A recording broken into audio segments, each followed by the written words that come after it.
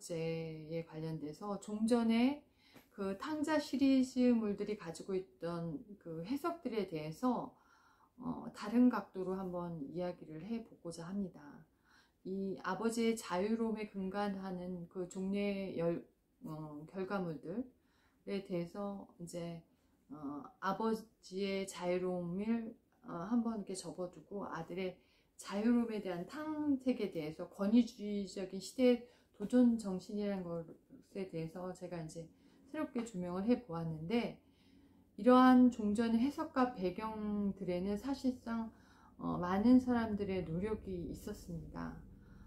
백성욱 연구원에서의 그 백성욱 박사님의 그 글에서도 외젠 브루노프라는 사람들의 언급이 있었고, 그 사람이 이제 프랑스의 동양학자로서 법화경을 처음으로 이제 번역을 하면서 유럽의 성서 문학과 붓다의 정기가 상당한 공통 분모가 있다는 것을 주목하게 만들고, 유럽에서 대승경전의 그 법화경을 새롭게 소개하면서 많은 사람들이 불교 경전에서의 그런 그 대승 사상이 상당히 인간적인 인간 불교에 관련된 맥락을 가지고 있다, 이렇게 이제 보여주면서 불교의 기원에 대해서 사회적인 환경이나 이런 것들에 대해서 많은 관심을 가졌던 유럽인들이 인도의 역사에 관련돼서도 새롭게 조명을 하고, 그다음에 교리나 의식에 대해서도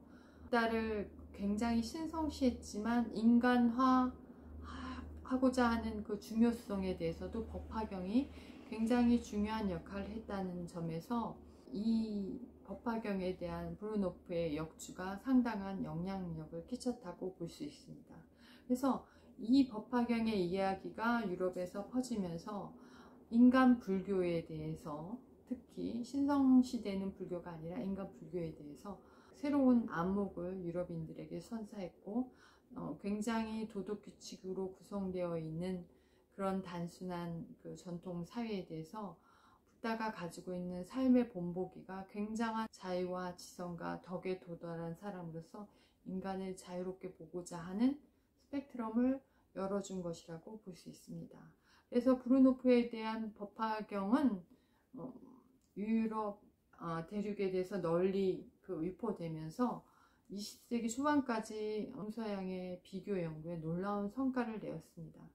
종교학자들 간에서도 이 불교가 기독교에 대한 그 상당한 영향력을 가지고 있다는 연구물들을 출간하게 되었고, 거기에 관련된 붓다의 정기에서 유래된 복음서에 대한 흥미로운 내용의 결과물들을 루돌프 사이델 이런 사람, 그 다음에 종교학자 엘레인 페스제르라는 사람들, 이런 사람들에 의해서 당대의 시리즈물에 관련된 것들이 종교 간의 유사함에 대해서 상당히 주목을 받고, 문명사적으로 가지고 있는 인간이 가지고 있는 도전정신, 인간은 사실상 외부 세계로 나가서 자유인이 되기를 굉장히 희망하지만 권위적인 종교나 사회적인 규범, 전통에 의해서 우선시됨으로써 자유의 굴레를 씌워져 있다는 것에 대해서 인간이 오랫동안 인식을 하고 있고, 그것을 간파한 당대의 지식인들이 이러한 미래지향적인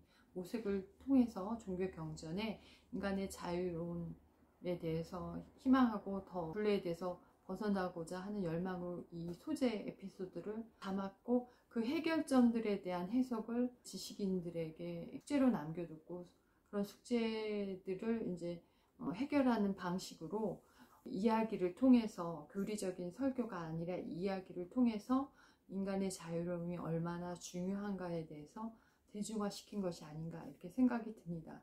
렘브란트의 그림 탕자의 귀환은 이런 전문 연구를 경전이나 이런 종교적인 성전에 가두는 것이 아니라 이걸 대중화시키는데 시각적인 효과로서 주목하게 만들었습니다. 렘브란트의 탕자의 귀향이 특별할 수밖에 없는 이유는 인물의 전 생애를 다 보여주는 그의 연작 때문에 그렇습니다.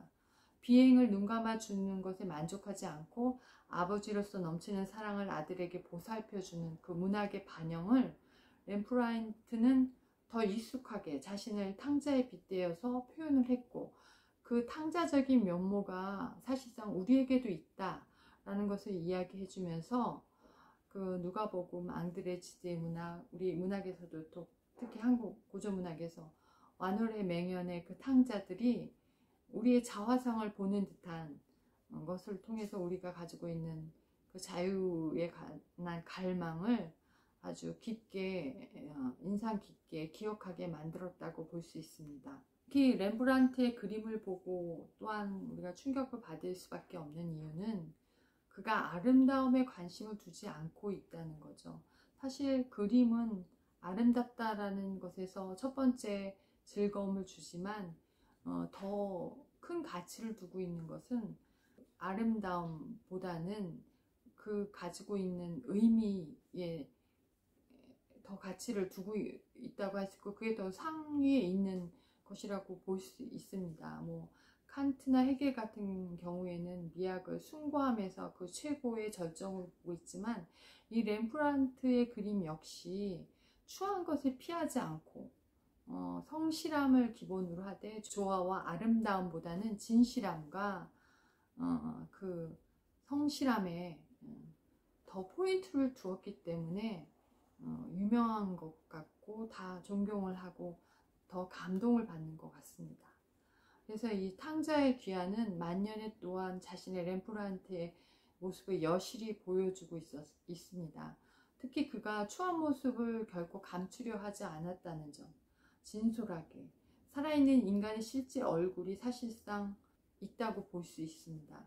허영의 그림자, 아름답고 아름다움고 이렇게 신비한 모습, 고고한 모습이 아니라 인간의 표정에 내포된 그 모습, 그러니까 이그러지고 고뇌하고 그런 게 사실상 더 많이 그림에서 나오고 있기 때문에 화가의 응시가 거기에 있는 것이죠. 그래서 늙은 아버지가 돌아온 그 작은 아들을 껴안죠, 인자하게. 그 옆에 검은 모자를 쓴 사람은 사실상 렘브란트 자신이고요. 또 탕자를 자기화해서 그리기도 했지만 자신을 직접 화폭에 넣기도 했습니다.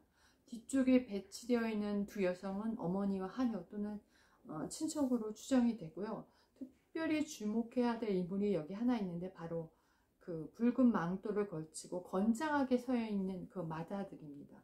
마다들은 그 아버지가 작은 아들, 둘째 아들을 포용했을 때 뭔가 기분이 좋지 않았다는 그런 표정을 아버지만큼 이렇게 고뇌하고 어쩔 줄 몰라 해서 이렇게 받아들이는 그런 것이 아니라 경직되어 있고 경계하는 모습이 거기에 있죠. 그래서 실제 인물과 직접 대면해서 체온을 느낄 수 있을 만큼의 공감을 구하는 절박함, 외로움, 고통을 이 그림 안에서 느끼고 있고, 렘브란트는 예리하게 인간의 그 마음을 꿰뚫고 있으면서 이 인물군을 배치했다고 볼 수 있습니다. 그래서 많은 예술적인 지혜와 기술을 사용하는 것을 있게 하는 그림이 바로 이 그림이라고 할 수 있습니다. 기교보다는 구도나 그 인물이 얼마나 이 배치에 있어서 완벽하게 조화를 이루고 있는지, 사실상 어떤 사건이 일어났을 때 주변에서 느끼는 다양한 감정들을 이 그림에서 볼 수 있는 거죠. 또 특별한 것은 품에 껴안는 아버지와 아들, 탕자 아들의 구도에서 이제 벗어나서 옆에 있는 마다들의 이미지가 누가복음에서는 흥미롭게 전개되어 있어서 이 그림을 하나만 봐도 누가복음의 그 스토리를 다른 시각에서 바라보는 마다들과 작은 아들의 그 관계를 유추해 볼 수 있습니다. 마다들 같은 경우에는 전통 안에서 집안 살림을 잘 한 아들이라고 할 수 있는 반면에, 이 작은 아들은 집안 살림을 탕진했기 때문에, 그럼에도 불구하고 아버지 품 안에 품고 있기 때문에 마다들의 그 표정과 자세는 그 일품이라고 할 수가 있죠. 그 미묘한 감정을 잘 나타내고 있습니다. 그래서 이제 이 누가복음은 어떻게 얘기를 하고 있냐면요, 그 가난과 부, 그 다음에 외부와 내부, 주변과 중심, 이 사이를 큰아들과 작은아들의 그런 그 관계로 이렇게 얘기를 하고 있습니다. 가나는 이제 작은 아들이고 부는 큰 아들이고 외부에서 온 작은 아들, 내부에 있는 큰 아들, 그 다음에 주변에 있는 그 작은 아들, 중심에 있는 큰 아들, 이렇게 그런 간격을 이렇게 이제 탕자의 비유 속에서 넘나들고 있죠. 아들들과 이렇게 맺은 상호 관계가 사실상 이 누가복음에서 이야기하고 있습니다. 누가복음에서는 그 경제, 살림에 대해서 굉장히 중요한 역할을 하고 있는데 그 소유나 재산을 탕진하지 않고 잘 지키고 있는 아들, 상당히 인정해 주어야 하는 아들임에도 불구하고 그 집을 떠나서 탕진한 아들에 대해서는 아버지가 어떻게 얘기하면 예전에 그에 관련된 재산을 미리 떼어주었고 너는 지금 지키고 있는 재산 너 몫이고 작은 아들 몫은 탕진해서 있기 때문에 뭐 이렇게 내가 작은 아들을 받아들여도 너는 그 아들에 대해서 내가 그 작은 아들 받아들이는 거에 대해서 너가 이렇게 인정하지 않거나 불만을 토로할 이유가 없다 뭐 이런 식으로 이제 얘기를 하죠. 그래서 맏아들이 사실상 이 텍스트에서는 누가복음에서는 잘 얘기합니다. 자기의 그 불평 불만을 내가 이 많은 세월 동안 아버지 당신을 위해서 내가 노예로 일하고 계명을 어기지도 않고 그 다음에 잘 이렇게 이 가업을 위해서 자유롭게 나는 방탕하게 다니지 않고 잘 지켰는데 나에게는 염소 새끼라도 주어서 내 벗들과 함께 너 이렇게 마음껏 즐겨라 하고 한 적이 있습니까? 그럼에도 불구하고 당신은 작은 아들을 위해서 뭐 돼지도 잡고 염소 새끼도 잡고 망토도 주고 반지도 끼워주고 슬리퍼도 샌들도 주고 하지 않았습니까? 이렇게 차별해서 됩니까? 뭐 이런 이제 불평 불만을 이렇게 내세우게 되는 것이죠. 그래서 가부장적인 책의 성실한 이런 맏아들의 이런 표현에 아버지와 아들의 관계가 아니라 주인과 노예 관계가 사실상 담겨 있다. 이렇게 이제 얘기하는 텍스트들도 있습니다. 잘 훈육된 맏아들은 내부에서 남아있으면서 살림을 참 잘했습니다. 그럼에도 불구하고 이제 동무들과 친구들과 교제하기 위해서 염소 새끼를 구하거나 밖에 나가서 이렇게 즐길 기회는 허락되지 않았던 것 같아요. 그래서 맏아들은 노동하는 노예로 인식이 됐던 것으로 이제 평가가 되고 있는 거죠. 그래서 가부장적인 그 설정된 경계 안에서 맏아들은 성실히 지켰지만 그 맏아들은 아버지를 인정하면서 자연스럽게 그 강제적인 규율이나 그런 전통 안의 시스템 안에서 머물렀다면 그런 그 안정화에 기여를 했음에도 불구하고 자유로움이 없었죠. 그런 맏아들이 가부장적인 권위에 경계선을 넘지 않았는데 자신을 힘들게 하는 것은 이 작은 아들이 자유롭게 다니다가 집에 들어와서 그 경계를 홈고 집 밖에 나간 아들이 굉장히 방탕하게 놀다가 다시 들어와도 아버지에게 인정을 받고 있다는 그 지점. 그래서 나는 뭔가 좀 희생하지 않았는가 이런 생각을 하고 있다는 것이죠. 이런 생각을 이제 누가복음에 자세히 이야기하고 렘프렌트가 그것을 통해서 그림에 적절하게 이야기를 하고 있습니다. 그래서 방탕한 아들과 아버지가 만나는 장소가 사실상 완벽한 장소인데 그게 바로 집 안이라는 것입니다. 그래서 아버지는 맏아들에게 어떻게 위로를 하냐면은 맏아들아 너는 항상 나랑 함께 있지 않았니? 내 것이 다 네 거다. 내 동생은 죽었다가 살아났으니 내가 잃었다가 얻었기에 그냥 우리 모두 즐거워하고 기뻐하는 것이 마땅하지 않겠느냐 이렇게 말하면서 유산 상속을 아버지가 자신이 죽은 뒤로 미루지 않았고 작은 아들에게 이미 준 유산은 이미 탕진해서 어떠한 그 권한도 아들에게는 없다. 그렇게 얘기를 하면서 너한테 가지고 있는 이 유산은 그대로 있고 작은 아들은 방탕하게 다 썼지만 그래도 네 동생이 죽었다가 살아서 왔으니 기뻐했기 때문에 염소도 잡고 가운도 덮어주고 반지도 채워주고 샌달도 준 거다. 기뻐해야 하지 않겠느냐 이러면서 어떠한 특권도 그 작은 아들한테 준 것은 아니다. 그냥 기뻐할 따름이다. 이렇게 이제 얘기를 하고 있는 것 같습니다. 그래서 이런 장르에서 아버지가 관대하게 보인 태도가 상당하게 충격을 일으켰고, 그러한 태도에 날카롭게 반응하는 것이 이제 큰아들의 그런 반응이라는 거죠. 그래서 재산이나 재물의 형식적이고 추상적인 상징적인 가치에만 초점을 둔 맏아들의 그 전통적인 사고와 대비되는 것이 아버지의 실질적인 가족과 집에 대한 화해와 포용, 그 다음에 진정한 재산은 그게 단순히 물질적인 것이 아니라 돌아온 아들, 잃어버렸던 아들이 가족의 일원으로 합류했을 때 받게 되는 그런 평가, 이것이 더 상당하다. 이거를 이제 큰아들에게 인식시키는 것이 여기에서 중요한 의미가 있다고 볼 수 있습니다. 그래서 이 탕자 시리들이 가지고 있던 종전의 그 해석들을 사실상 섬세하게 행할 때 중요한 여백들을 우리가 발견할 수 있는 것 같습니다.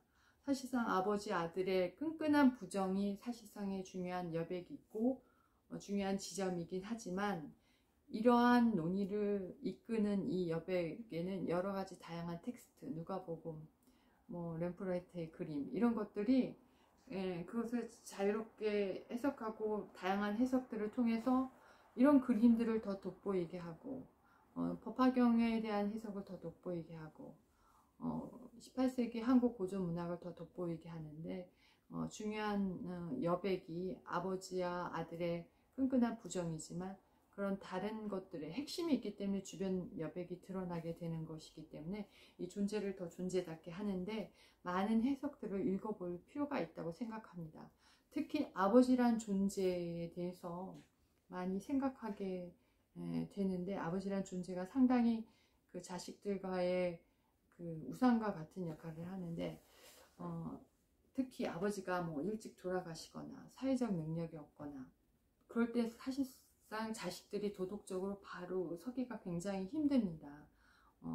그래서 아버지가 사회적으로 인정을 특히 못 받았을 때 아들이나 그 후손들 같은 경우는 사회적 결핍으로 인해서 자신이 소외되지 않게 애쓰는 경우가 굉장히 많고요. 아버지가 또 탕자인 아들의 결핍을 해결해 주는 것처럼 아들도 아버지의 실추된 명예를 자신의 능력으로 회복하려고 자기 매김하는 경우가 상당히 많습니다. 그럼에도 불구하고 비슷한 유형을 많이 보는 것 같습니다. 그래서 그 아버지를 보고 그 아들을 판단하는 경우가 상당히 많고 거의 또 적중하는 것 같습니다. 그래서 특히 이제 이 에피소드가 가지고 있는 것은 그 아버지가 또 훌륭하기 때문에 자유롭게 방탕한 생활을 하는 아들이 다시 돌아오고 또 수행자로서 다시 개가천선해서 또는 그렇게 이제 받아들일 만한 여지가 있었던 것은 아니었는가, 이렇게도 한편으로도 생각할 수 있습니다. 근데 이제 이 이야기에서 다르게 한편 볼 수 있는 지점도 있는데, 만약에 일탈을 꿈꾸던 아들이 금이 환영했다면 사실상 이 에피소드가 성립이 되지 않습니다.